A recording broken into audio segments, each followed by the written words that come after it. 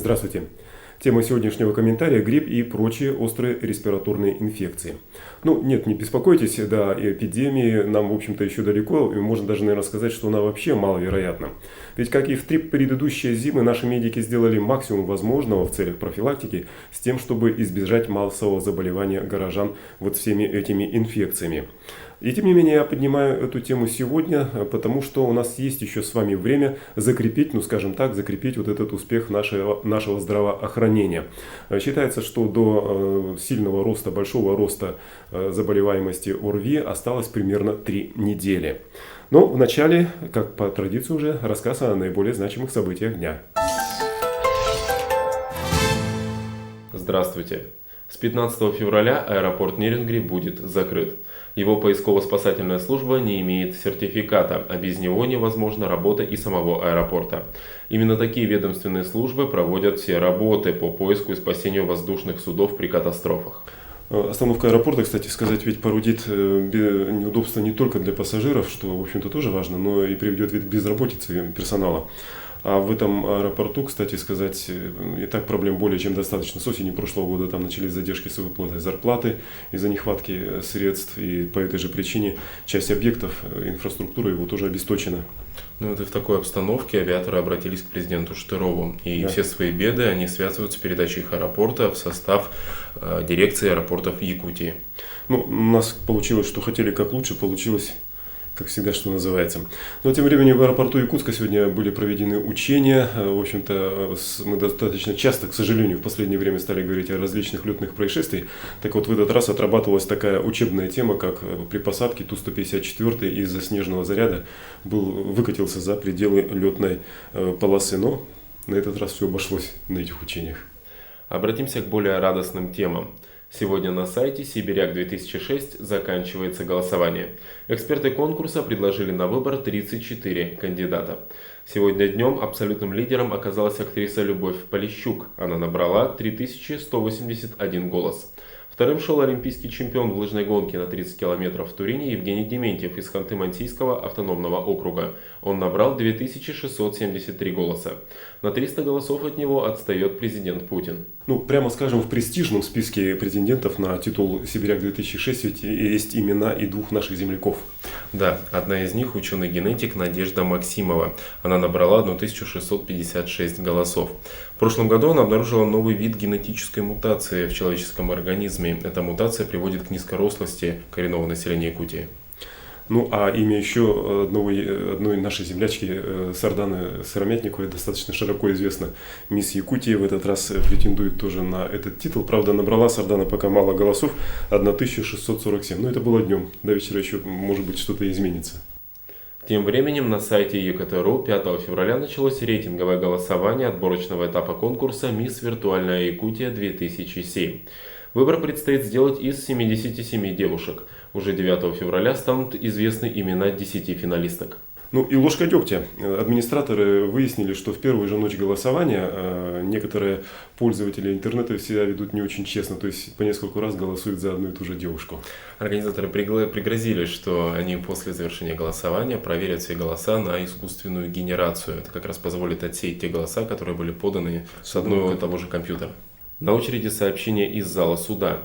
В Якутском городском суде началось рассмотрение уголовного дела по обвинению министра науки и профессионального образования республики Геннадия Толстых. Он обвиняется в злоупотреблении служебным положением и превышении должностных полномочий. Речь идет о том, что министр, имея 2 квартиры, за счет бюджета получил 3-ю. Но тем временем одна из наших газет выставляет в таком неприглядном свете еще одного члена правительства нашего, я имею в виду министра здравоохранения Вячеслава Александрова. У меня такое очень сильное подозрение, что не по своей инициативе газета пытается сделать его крайним, что называется, крайним в скандале, связанном с неправильным, использованием бюджетных средств при покупке аппаратуры стоимостью в 1,5 миллиарда рублей у немецкой компании Siemens. И новость из области высоких технологий. На первом чемпионате Европы среди разработчиков компьютерных программ по шашкам программа нашего земляка Александра Свирина «Aurora Borealis» заняла 2-е место.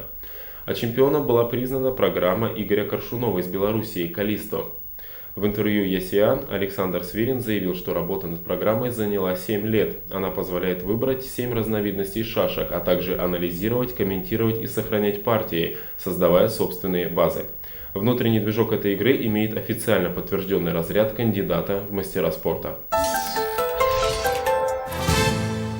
Итак, грипп и прочие острые респираторные инфекции. Еще раз повторюсь, волноваться пока нечему, статистика в городе нашем более-менее благоприятная. И тем не менее, именно эту тему я предлагаю поднять вот сегодня, не завтра, не послезавтра. Почему? Ну, наверное, вы со мной согласитесь, какой смысл говорить о гриппе, о респираторных инфекциях в тот момент, когда, ну, я не знаю, треть города уже чихает. Уже и лечиться-то, можно сказать, поздно. Нужно заниматься все-таки больше профилактикой. На подходе к этой самой инфекции ожидается, что она неизбежно накроет наш город примерно через 3 недели. Вот своеобразный час Ч тогда пробьет. Ну а пока, повторюсь, статистика более-менее благоприятная, причем по всем абсолютно возрастным группам.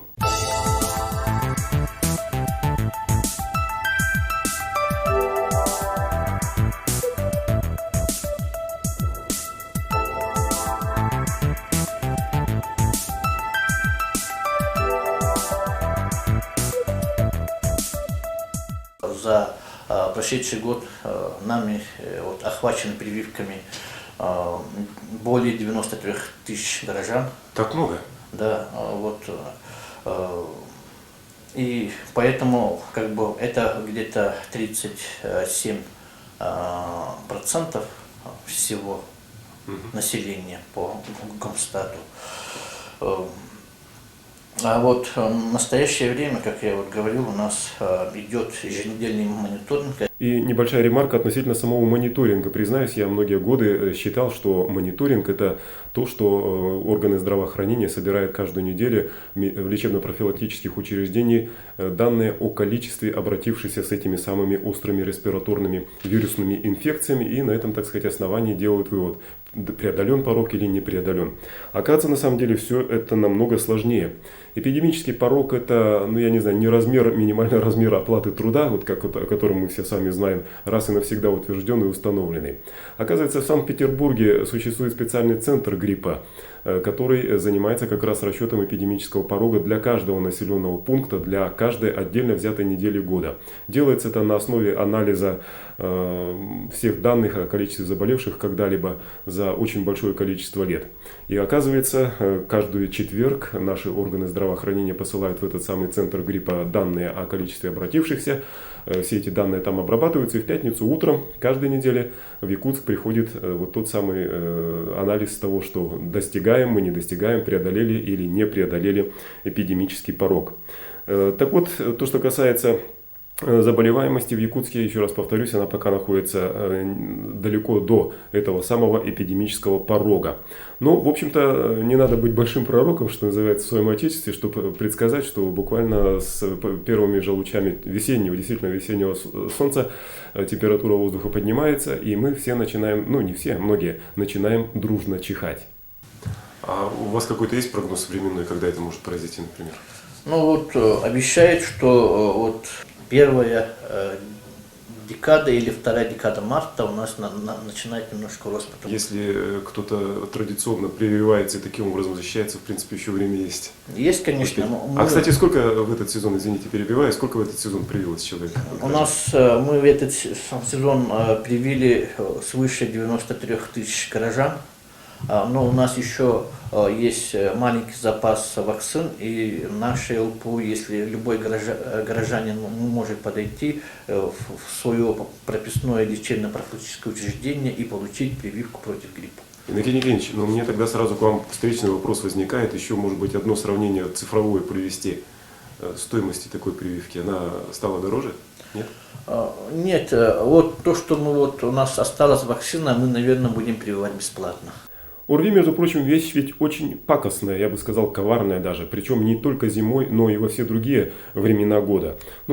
Вспомните сами себя наверняка, хотя бы раз вы болели, чихали, страдали насморком даже в самый разгар лета. Так что и своего рода эпидемический порог ученые, медики высчитали абсолютно для каждой недели в течение всего нашего года. Говорю это к тому, что бороться за себя, за свое здоровье нужно в любое время, при любой погоде, постоянно. Именно для того, чтобы в конце концов не попасться с какой-нибудь болячкой в те самые злополучные списки и статистику наших медиков. Здоровья вам! На сегодня все. До свидания.